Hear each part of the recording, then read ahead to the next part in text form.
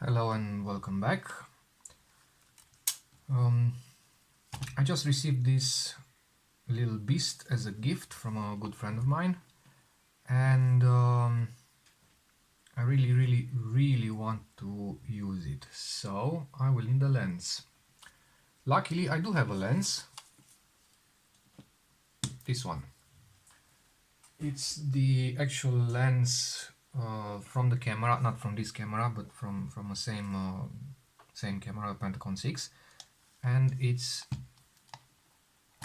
the Zeiss Jena Biometar 80mm 2.8. Now this lens came together with a body that was beyond any kind of hope, totally rusted inside and out, extremely dirty, just as the lens is. I'll show you what I'm talking about. This is all very old dust.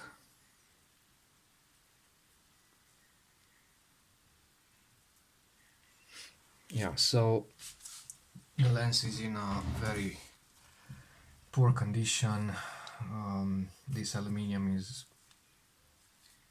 has turned to a very yellow-brown color. The optics are also in a rough shape.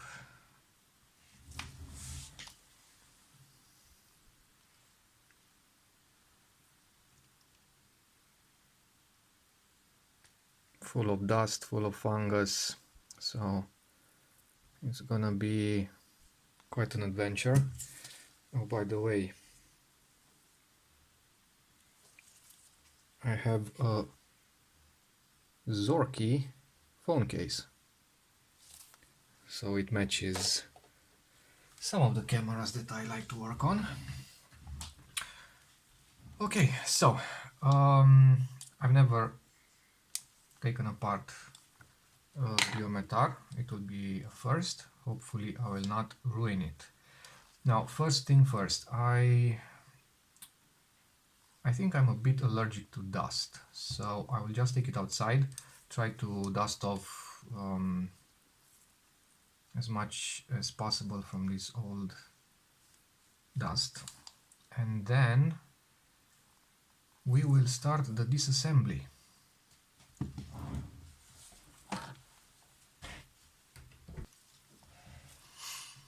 Alright, some of the dust has left the building. Now, from a functional point of view, the focus ring is stiff and it has that jagged move typical to old lubricants. Also, the aperture, if I close it down, now it seems to be working, but at some, see, it didn't fully close. So I have 1, 2, 3, 4, 3 and a bit clicks. So only when the ring got to F11 the blade started to move. If I push and release the pin, it will close all the way. So that pretty much means I will have to address every single bit of the lens, so optics, focusing and aperture. Alright, let's see how we can take it apart. I'll start from the back. There are 4 slotted screws and probably the mount will come off.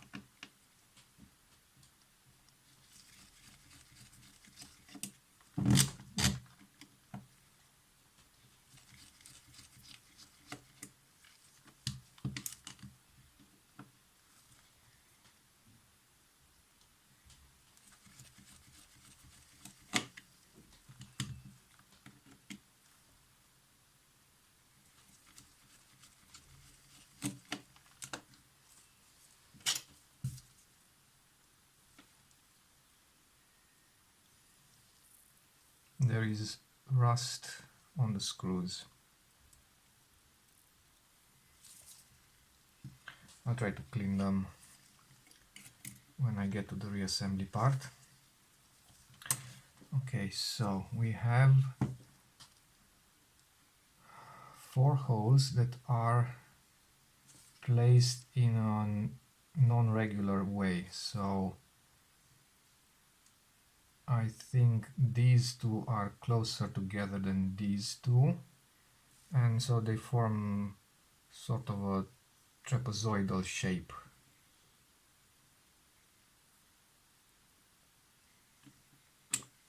Let's see. I'll put a tiny little dot on this part. Ah, it only goes one way. It only goes one way.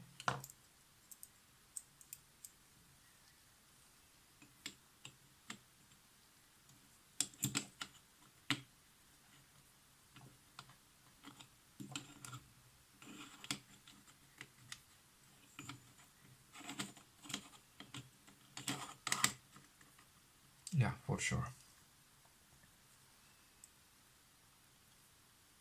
Okay, decently clean inside. So that's the lens mount. Next, this is the aperture ring.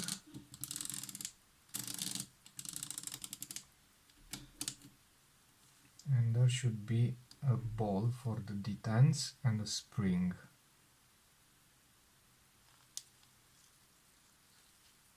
There it is.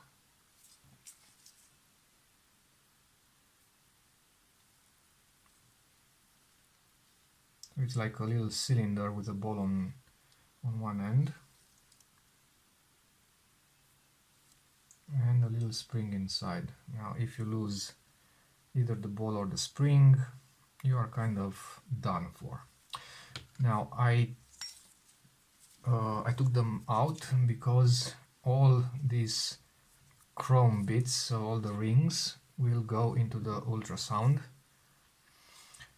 Hopefully this aluminium will turn out nicely. We'll see. Alright, next.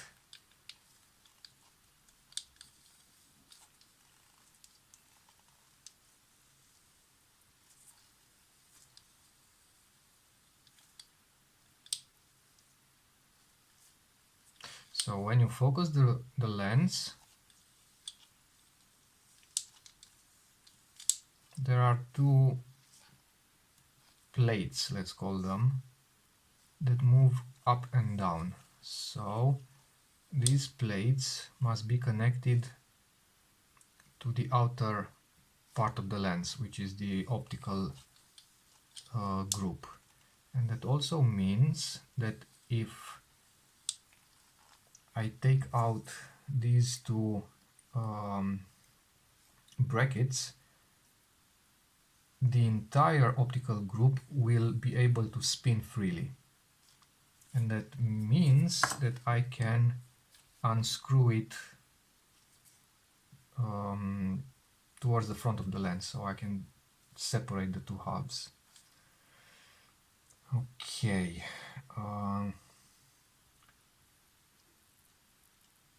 I will just take out one and see if there's any particular position that I need to take into account.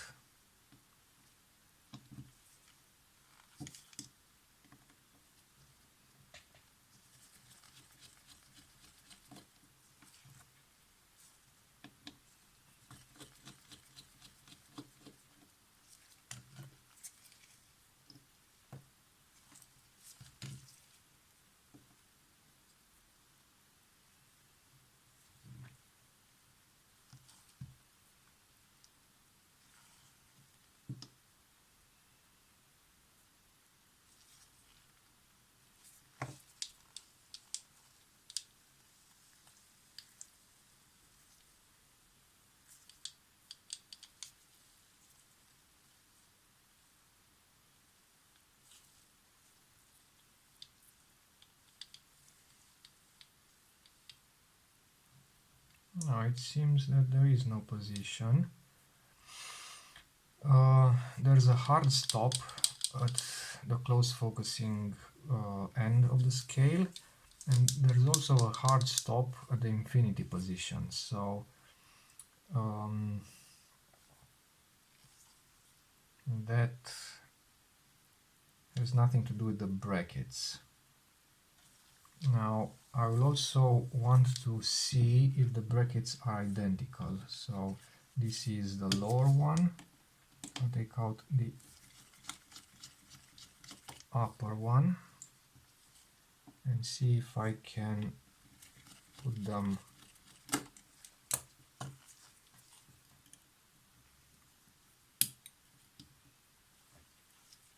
like this. Okay, so the brackets are identical. They can fit either side of the lens. After taking this one out, it will theoretically be able to spin freely, but this piece, so this piece opens and closes the aperture blades according to what the aperture is set to. So this piece actually can hit the barrel, so I'll have to take it out. And it's, let me see what it is and how it does it.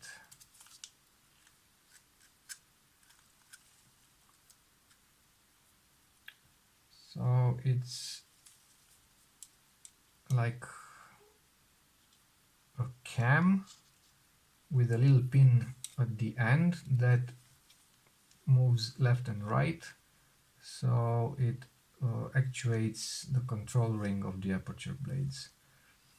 Okay, and it's kept in place by these two screws.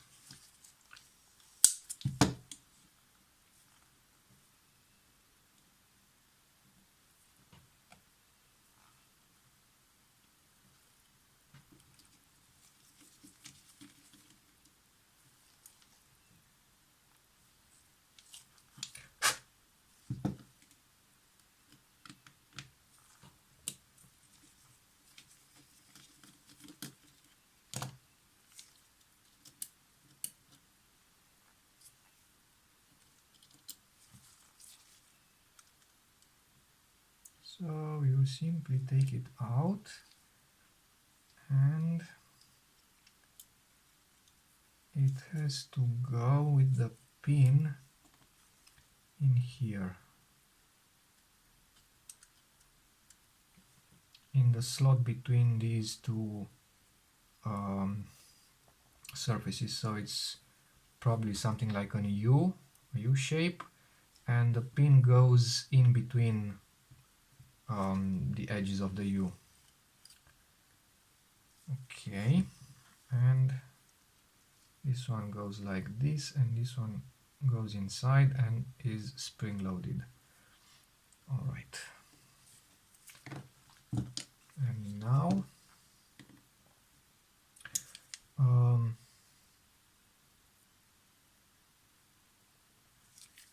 now we take the bracket off and see what happens.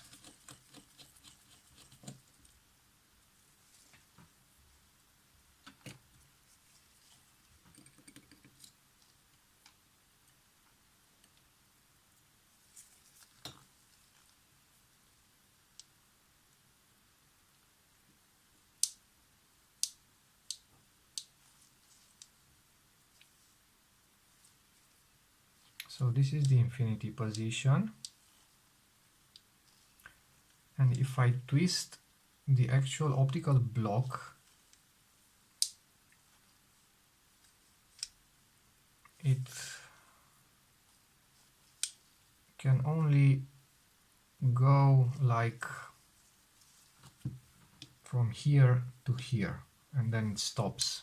So it's pretty much at the end of the screw, of of its possibility. If I twist it the other way around, it will separate. And now I need to memorize the separation position. And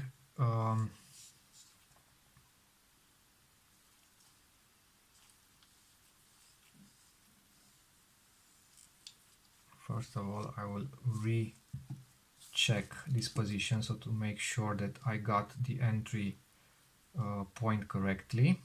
Okay, and I will make a mark on the optical block aligned with the infinity mark when the two separate. So the separation occurred quite quickly.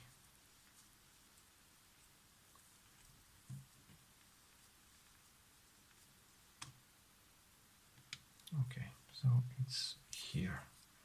Infinity mark.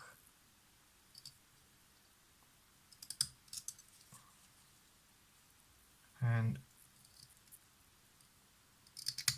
entry point mark. Alright, so this one goes here. The two lines need to be aligned. And this one screws back to position. Alright, that's good. So this is the optical block that also contains the aperture, and we will address it later. Now we have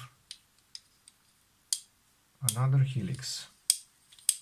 So it's a double helix or double helicoid design. And where is the hard stop?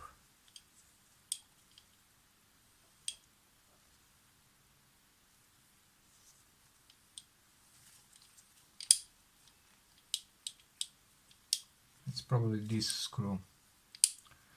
Okay, let's take another measurement of this.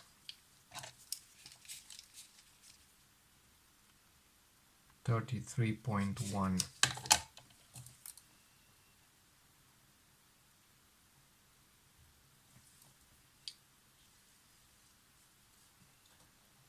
From edge of focus ring. All right.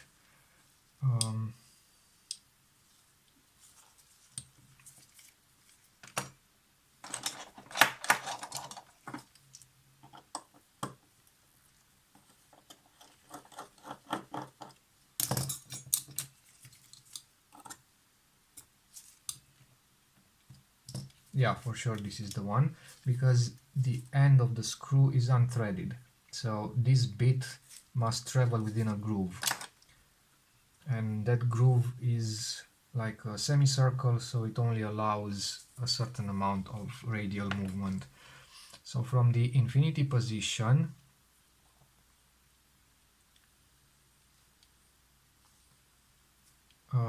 it can go past infinity until just a bit over 1.4 meters. So infinity position is all the way screwed, no, let's say 1.5. So fully screwed in at 1.5 meters mark. Then back off till infinity mark. Okay, back off till infinity mark, and then unscrew it.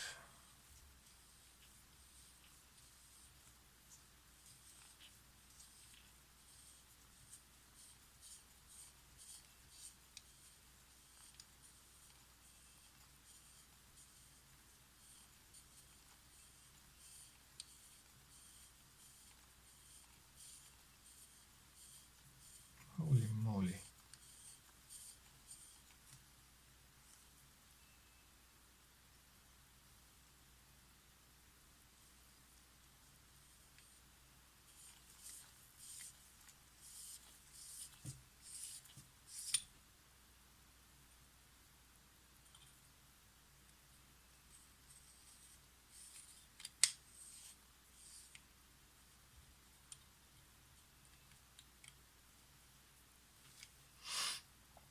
1.8 aligned with the registration infinity mark or 0 mark, but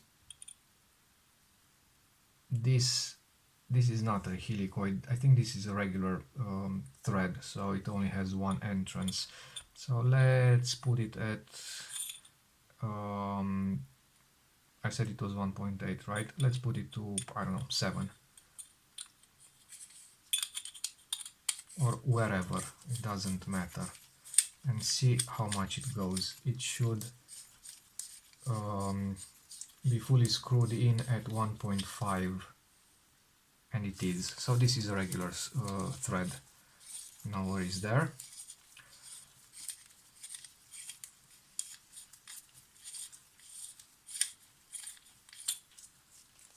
All right. And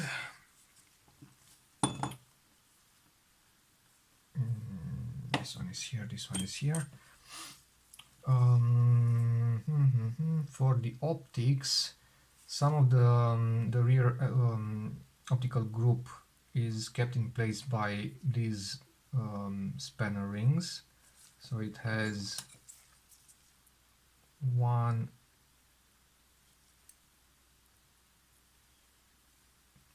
ring that has 4 slots, then another ring that has 2 slots, and then another ring that has 2 slots, and probably each ring has its own purpose. So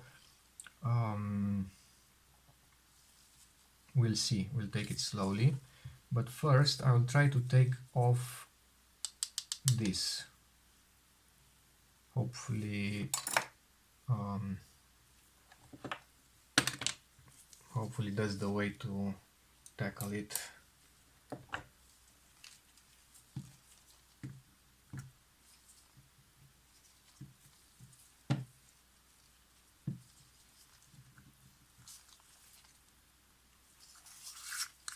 Oh, that was easy.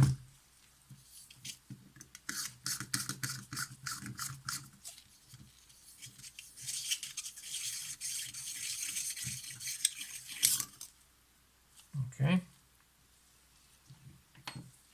that's one ring.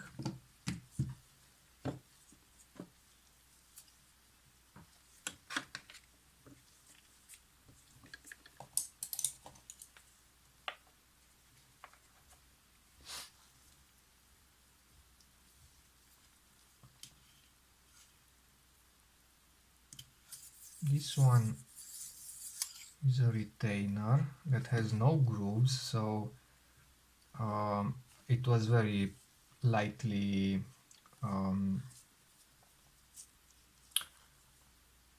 put in. That didn't sound very peaceful. Anyhow, and this front element now is all wiggly, so if I turn it upside down, it is out, and it's a convex concave lens. Now I will get to the lenses in just a moment. Let's see.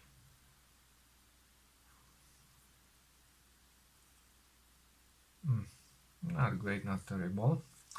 Now for the lens, it is dusty, so the first thing to try is to actually simply clean it, and I think I might need some new gloves. As for the fungus, now there are several ways to get rid of the fungus, as far as I know. One of them is using hydroxy peroxide. Hydroxy peroxide, yeah.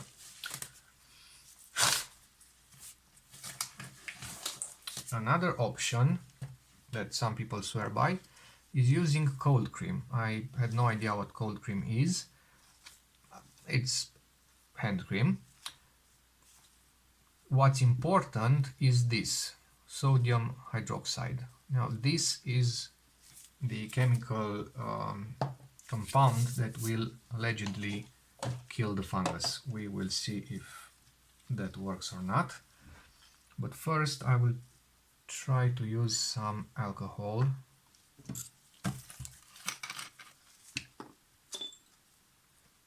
Just to get rid of the old grime.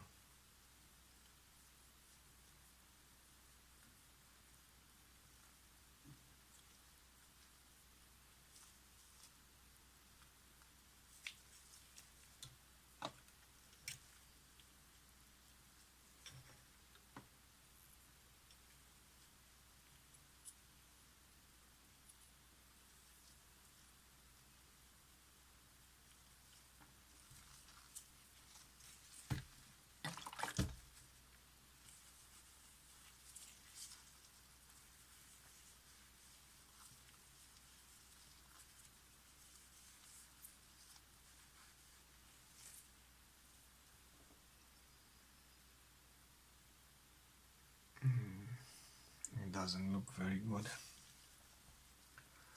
I don't even know what this is. Okay, so hand cream it is. I don't really know how to use this. I think I'll just put some cream, rub it in, and some people say to just leave it on until it's quite dried, and then wash it with alcohol. I could also wash it with, I don't know, some mild soap.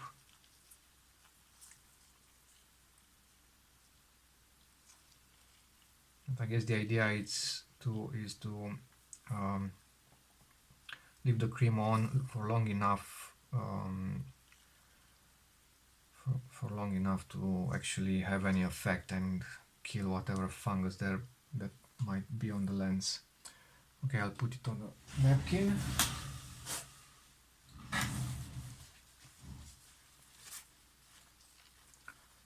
And I guess we'll see what happens.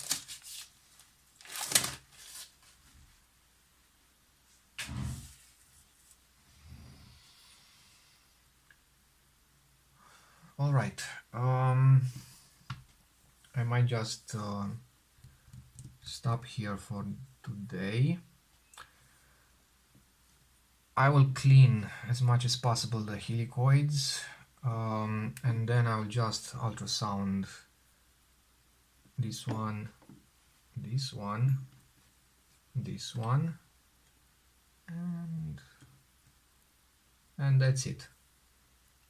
That's it. It's enough. I'm only interested in actually cleaning all these marks and all the old grime. All right. See you next time.